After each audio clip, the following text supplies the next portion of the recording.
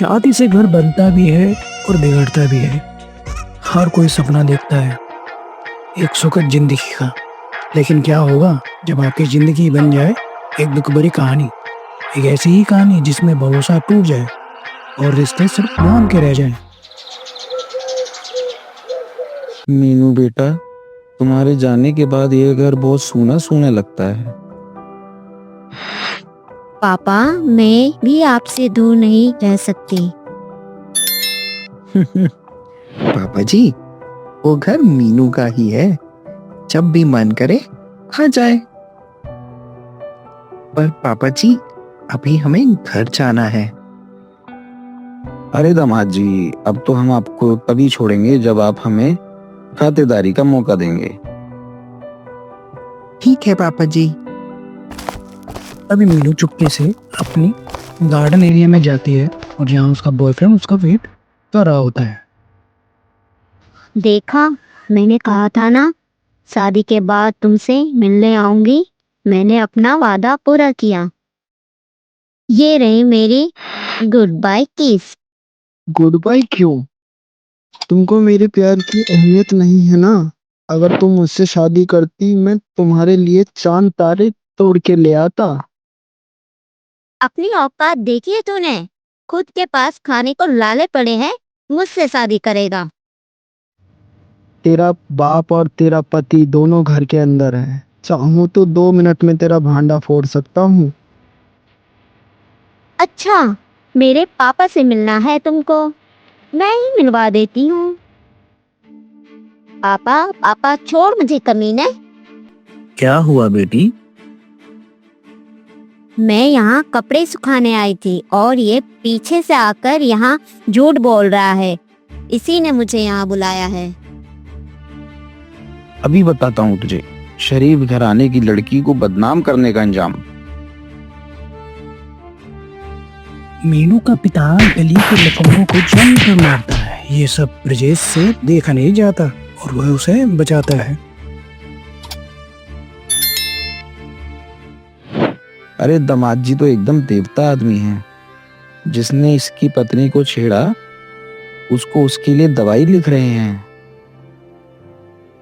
अरे दामाद जी, आप भी किन लोगों के मुंह लग रहे हैं? ये लोफर है, छोड़िए ना। रात को ब्रजेश और मीनू बात करते हुए। वो लड़का कौन था?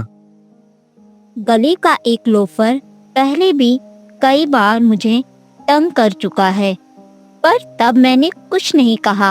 आज तो उसने हद ही कर दी है। तुम्हारी कोई गलती नहीं। तुम हो ही इतनी खूबसूरत, कोई भी तुम्हारी ओर खींचा चला आता।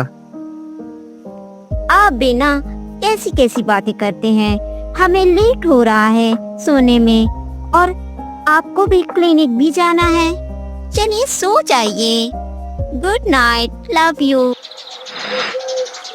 अगले दिन मीनू बाजार से आते वक्त ब्रजेश का पड़ोसी मीनू के पास आता है और कहता है, नमस्ते जी, आप ठीक तो हो?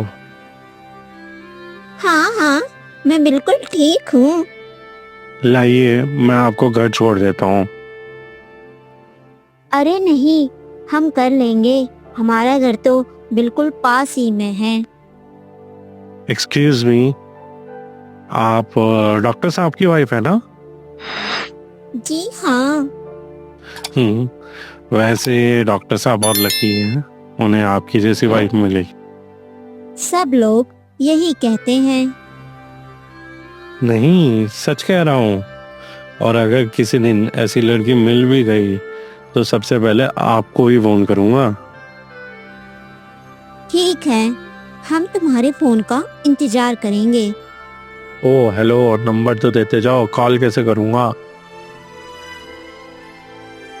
फिर मीनू अपना नंबर उसको दे देती और दोनों में लंबी बातें चालू हो जाती हैं। और फिर कुछ दिनों बाद ब्रजेश ऑफिस के लिए निकलता है।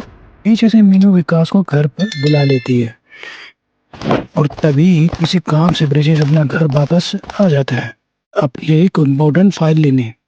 और वो ये सब देखकर हक्का बक्का रह जाता है। 20 दिन हुए शादी करके और तुम ये सब कर रहे हो। मुझे तुम्हारे पापा से बात करनी होगी अब। कहने सुनने को कुछ नहीं बचा। नहीं नहीं, आप पापा को मत बताइए। पापा को वैसे भी दिल की बीमारी है, ये सब कुछ सहन नहीं कर पाएंगे। और मैं कसम खा के बोलती हूँ, आज के बाद ये गलती दोबारा नहीं होगी। प्लीज मुझे माफ कर दीजिए।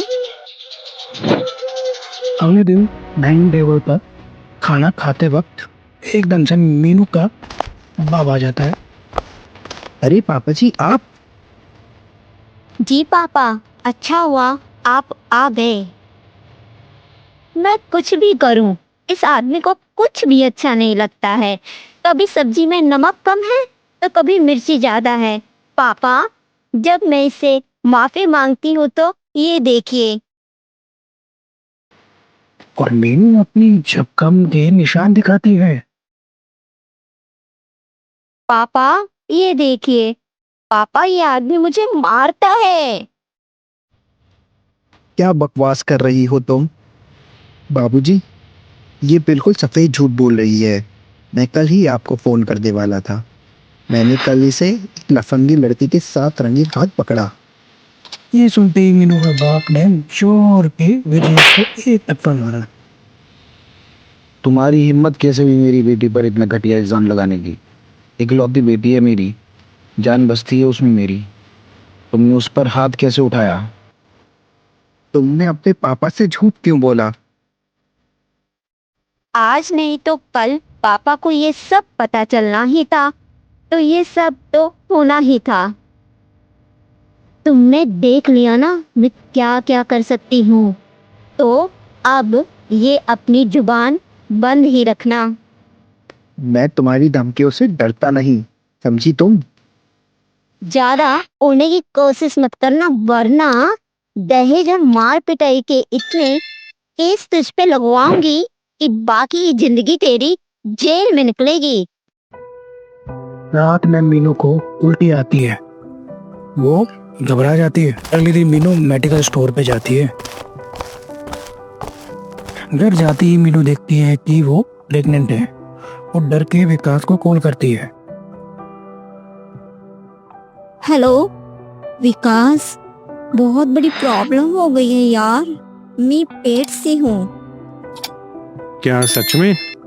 तुम इसे गिरा दो, मैं तुम्हें कुछ मेडिसिन ला के दूंगा, तुम वो खा लेना, जिससे ये प्रॉब्लम खत्म हो जाएगी।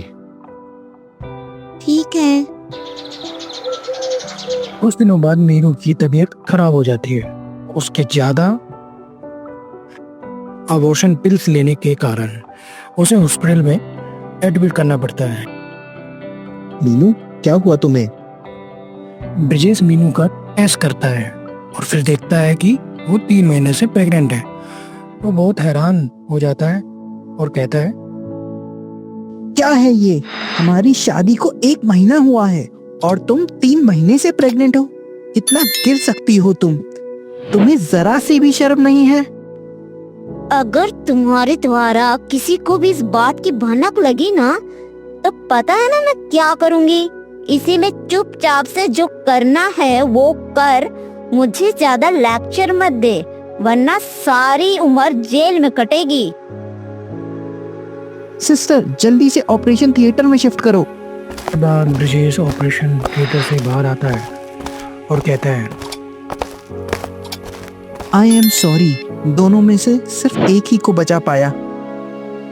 आज आपकी बेटी की वजह से मुझे एक मासूम बच्चे को मारना पड़ा। डॉक्टर जिंदगी देता है, जिंदगी लेता नहीं है। आज सिर्फ आपकी बेटी की वजह से मैं अपनी नजरों में गिर गया हूँ। तो कौन सा तूफान आ गया दामाद जी? वो तेरा थोड़ी ही था जो तू इतना भावुक हो रहा है। पापा जी, आपको यह सब मालूम था, तो तू क्या समझता है? मैंने ऐसे ही आपाधापी में तुम्हारी शादी की है। प्रेग्नेंट थी मेरी बेटी, इसलिए जल्दी से शादी करनी पड़ी। आप मुझे इतना बड़ा धोखा कैसे दे सकते हैं?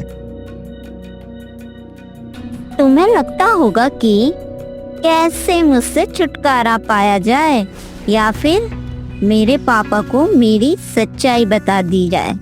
वैसे तुम्हें बिल्कुल आइडिया भी नहीं होगा कि मेरे पापा और मुझ में कुछ भी सीक्रेट नहीं है। मैं जो कुछ भी करती हूँ वो मेरे पापा को सब कुछ मालूम होता है। तभी मीनू का पिताजी वो आते हैं और कहते हैं, अरे क्या कह रहे हो दामाद जी, फिर से शिकायत आ गई आपकी। क्यों पिटने वाले काम कर रहे हैं आप? देखिए, मैंने आपकी बेटी को हाथ भी नहीं लगाया। यही तो कंप्लेंट है, तुम मेरी बेटी को एक पति का सुख नहीं दे रहे हो, दूर दूर रहते हो उससे। मेरी बेटी तो ये भी कह रही है कि तुम उससे छुटकारा पाना चाहते हो। हाँ हाँ, मुझे मीनू से छुटकारा चाहिए। अब करी ना काम की बात दामाद जी, अब आए लाइन पर। छुटकारा पाना चाहते हो मेरी बेटी से, मिल जाएगा छुटकारा। लेकिन देखो, मुझे अपनी बेटी का भविष्य भी सुरक्षित रखना है। छुटकारा पाने की कीमत लगेगी, नहीं तो सारी उम्र कोर्ट कचहरी के चक्कर काटते निकल जाएगी। कितनी कीमत? यही बस 1 करोड़। 1 करोड़? इतना पैसा मैं कहाँ से लाऊंगा? अरे दामाद जी, अभी अभी नया क्लिनिक खोला है आपने। पुराना क्लिनिक शहर के बीचों बीच है और पुरखों की जायदाद, और ये इतना बड़ा बंगला करने को आप क्या नहीं कर सकते। ठीक है, लेकिन मेरी एक शर्त है। शहर में आपको यह फैलाना होगा कि आपकी बेटी का कैरेक्टर खराब है, इसलिए शादी टूटी। ठीक है जी, हो जाएगा। बस पैसों का इंतजाम करो, बाकी हम देख लेंगे। मीनू का पिता ये काम विकास को देता है और कहता है, देखो, हम अपनी बेटी को खुद तो बदनाम नहीं कर सकते, इसलिए ये काम तुझे करना पड़ेगा। तुझे इस काम के पूरे 5 लाख दूंगा। ठीक है, काम हो जाएगा। शाबाश, जल्दी शुरू हो जाओ। ब्रजेश किसी से कॉल पर बात कर रहा होता है और उसे कहता है कि मुझे अर्जेंट 3 करोड़ रुपए चाहिए। तभी मीनू सब सुन लेती है और कहती है, मैंने सब कुछ सुना है। तुम ये बताओ, तुम्हें 3 करोड़ रुपए क्यों चाहिए? प्लीज यह बात तुम्हारे पापा से मत कहना, उन्होंने मुझे तुमसे छुपाने के लिए कहा है। कौन सी बात? यही 3 करोड़ वाली बात। 3 करोड़? लेकिन बात तो 1 करोड़ की हुई थी ना। विकास पूरे मोहल्ले में शोर करवा देता है। मीनू का कैरेक्टर खराब है ये खबर मीनू को मिलती है, वो विकास से मिलती है और कहती है, क्या भौंक रहा है सारे मोहल्ले में मेरे बारे में? सॉरी, बट ये सब मैंने तुम्हारे पापा के कहने पर की। ओ कमीने साले, तुम सब झूठ बोल रहे हो। साला कंजूस बुड्ढा गई का, खुद 3 करोड़ की मलाई खा रहा है और मेरे लिए सिर्फ 5 लाख बचा है। क्या कहती हो, कितनी लाख बची है बुड्ढे के पास? क्यों ना हम उसे रास्ते से हटा दे और इन 3 करोड़ से अपनी लाइफ बना ले। वो दोनों मीनू के पापा से मिलने जाते हैं और कहते हैं, आज हम बहुत खुश हैं पापा, सब कुछ प्लान के मुताबिक हो रहा है और मेरे पट्टू पति ने तो पैसों का इंतजाम भी कर लिया है। अब तुम करोड़पति बनने वाले हो। मीनू और विकास उसके पापा को रस्सी से बांध देते हैं। क्या कर रहे हो तुम लोग? छोड़ो मुझे बेटा। मीनू, ये क्या है? खोलो, खोलो मुझे। अब्बास बेटा, आज तुम रंगे हाथों पकड़े गए। देखा आपने पापा जी, बुरी परवरिश का नतीजा। आप और आपकी बेटी के रिश्ते की बुनियाद सिर्फ लालच पर टिकी हुई थी। आज इस कमजोर बुनियाद के रिश्ते का खुलासा हो गया। आपने अपनी बेटी को जो संस्कार दिया, आज उसी संस्कार की वजह से वो आपकी जान लेने जा रही है।